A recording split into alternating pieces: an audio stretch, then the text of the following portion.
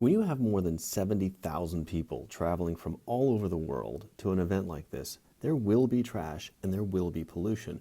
So how does this organization measure up to its own leave no trace principle? I shared my concerns with Ron Russell, the Arizona Regional Representative for Burning Man, and a person who has been going since 2003. I mean, the carbon footprint on Burning Man is massive.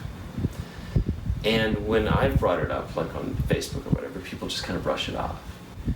But if you have an organization that is saying, well, leave no trace and radical inclusion, but that's not actually happening there, it creates a real problem for its longevity. And I know Burning Man, they say they want to be around for 100 years.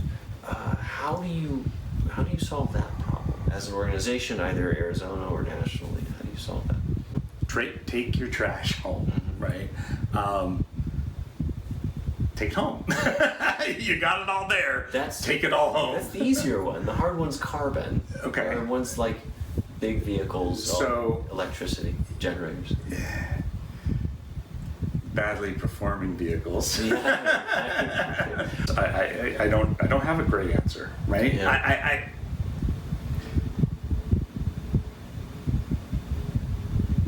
And some of the art used to be really, really black and smoky and things like that. There used to be trash platforms that were burnable. Really? That we did away with because there were things that were not okay. Other local burners I spoke with also had this same focus on trash rather than the larger carbon issue. Scott Platts Key, who's been to the burn for 20 years now and who's been the past Arizona Regional Representative for the organization, was more concerned about people leaving trash on the side of the road. But I think Armella Gaines encapsulated the overall thinking on carbon best. Armella's gone 3 times, by the way. She's active regionally in leadership and works at Dignity Health. Leave no trace? Like, okay, 70,000 people in the desert. It's gonna leave a trace. Oh, yeah. It's gonna. And then as far as the carbon footprint, we're doing that. We're doing that at home. We drive to work. We drive everywhere. So we're just bringing our carbon footprint with us. But I think that they do a lot of work.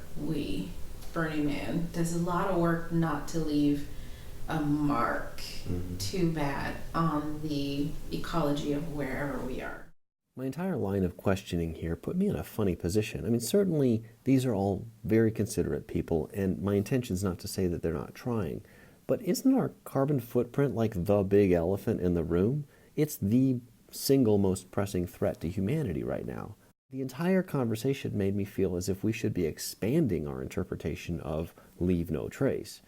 I started looking around online some, hoping that somebody else out there was talking about this.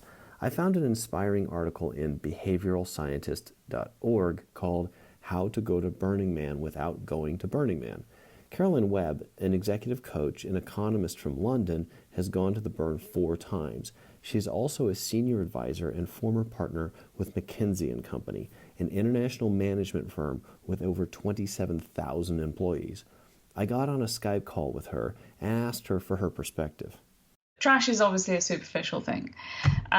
What you're talking about is something deeper, and I think it's great that people do think carefully about protecting the delicate physical environment of the playa. I do worry about the amount of stuff we buy to go. Right. So yeah, I think I absolutely see your concern. I think absolutely one of the most negative effects of the plug and play camps has been a more cavalier approach to leaving stuff behind. But I think it is the consumption leading up to the event and the amount of stuff that you buy that, always makes me feel like, oh God, we are supposed to be paring things down to the minimum. As a burner who is not a West Coast person, I'm always flying in, I'm always traveling. There's always a huge amount of driving to get there. So I think you're right to raise the question. And that's, of course, one of the reasons why I did get interested in what can we do in our hometown that uses these principles, because I think they're a good way to live. So shouldn't burners get credit for trying? As Ron said to me, nobody's getting this right straight out of the gate. The 10 principles were aspirational when Larry Harvey first put them out, right? Right. How the heck are you going to do radical expression with some of these people? How do you start reining that? What happens when it starts butting up against my radical self-reliance, right? Yeah. And we as a society should work towards those. Within Burning Man, our ability to not let trash hit the ground Pretty impressive. is pretty impressive. Yeah. Oh, yeah. I'll give you Right? high marks on the trash part. Okay. But some of the trash goes up in the air. Right. Yes. Yes. Carbon trash. Yes, yes. But is just being aspirational any different from the rest of society? I mean, that's the point of this video, right? I'm asking, are the 10 principles a good tool or a better tool than what we've got going on right now? Like, really, what good is an aspirational principle if a community is waiting for someone else to solve the problem? And I know maybe that's a little unfair too. Anyway, there was a little bit of a glimmer of hope. I did talk with several burners who are working on this problem aggressively. They all felt strongly that we need to give participants the tools to make carbon reduction just a little bit simpler. It was a nice bit of serendipity that I spoke with Lee Feliciano with Rent.Solar. I've known Lee from the solar industry for years, and I learned about a month prior to going to the burn that he was also going to the event to test these solar trailers that he and a couple of business partners are producing. The idea behind this trailer is that you could drive into a disaster area or a festival or whatever, collect power all day, and have enough mobile energy to get you through the night. This solar array can charge this battery bank in half a day. Yeah. Under these conditions. Right. And so if you start in the morning, by noon, you've charged the batteries. If you can find a way to use the excess energy because the batteries are already full, Right. then you're maximizing your efficiency. Yeah. Right? Yeah. So run your AC. I've heard people talk about the vision of having a completely solar Burning Man. I mean, think it's possible? I think it is possible, but I think the what will take the longest is the shift in attitude and awareness, more than the technology itself. You talked about the sophistication of people who put together these art cars, right?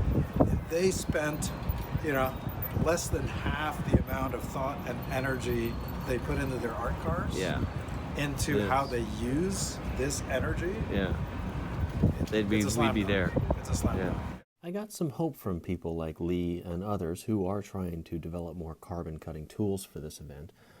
We also talked about creating an optional carbon offset contribution that people could purchase with their tickets. But going back to my original question, are the 10 principles any better as a driver for positive social change than what we're already doing? At this point, I'd have to say it's a bit of a draw. I mean, some people are pushing forward on this issue, some aggressively don't care, and some feel stuck while they wait for somebody else to bring them the answers. The Burning Man org does deserve praise for the many solar panels that it's donated to local schools, but that does not come near to offsetting the carbon generated by the event. While I did come to the end of this segment feeling that the org does have the power to do more, I also felt that this group of people, burners in particular, definitely would be more likely to invest in cleaner technology once it becomes available. And I believe that because it's very clear that they have had this leave no trace ethic as part of their culture for a very long time, even if they're not thinking about carbon in particular. And there's a lot of value in that. In the next episode, I'm going to tackle radical inclusion.